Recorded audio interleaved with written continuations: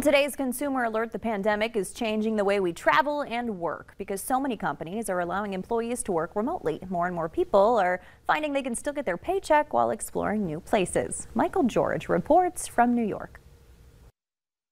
Taylor Gill gets paid to help other people become digital nomads like her, working while traveling the world. Right now, I'm actually in Medellin, Colombia.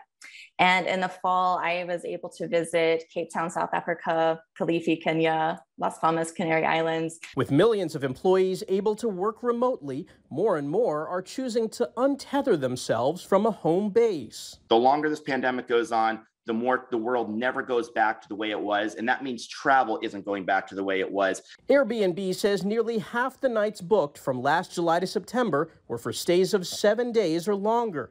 And a fifth of its business is now people staying longer than a month. On Tuesday, Airbnb CEO Brian Chesky started his stay at an Atlanta area Airbnb. He plans to move to a different town every couple of weeks to get a feel for nomad living. And I want to really test the experience, optimize it, and show that you can actually run a really big company doing this, and it means a lot of people can do this. Gill started living as a digital nomad in 2018. She's seen the community grow exponentially since the pandemic began. The flexibility to travel and be in different places allows you to have new experiences outside of work every day. She says a hybrid approach is also gaining popularity, traveling 4 to 6 months a year while still maintaining a home. Michael George, CBS News, New York. Airbnb says its third quarter revenue last year of $2.2 billion was its highest ever and 36% higher than the same period in 2019. Cell phone companies agreed to suspend rolling out their new 5G service near some major airports, but international airlines, a lot of them have canceled flights heading to the U.S. or changed the planes they're using. That's in response to the dispute over concerns that 5G mobile phone service could interfere with aircraft technology. It's a fasten your seatbelt, hang on kind of week, and the next few weeks as well as airlines figure out what to do. Do they need to cancel flights? Do they have to reduce the number of flights? Do they change the airplanes that are operating and so on?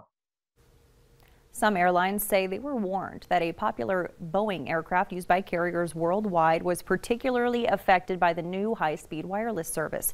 While flight changes will obviously impact travel, it'll also put even more pressure on a struggling supply chain. Several foreign flight operators have either canceled flights into America entirely or changed their planes. The FAA has said it will allow planes with accurate, reliable altimeters to operate around high-power 5G, but planes with older ones will not be allowed. AT&T and Verizon spent tens of billions of dollars for the 5G spectrum known as C-band in a government auction last year. Snapchat says new parental controls are coming soon. These include options to limit friend suggestions for teen users so strangers won't easily find their accounts. Snapchat will no longer show accounts for 13 to 17-year-olds as suggestions to others unless they have a certain number of friends in common. The company says more details about that and other controls will be unveiled in the coming months. YouTube is dropping efforts to create original programming and will focus instead on creators who fill the platform with content.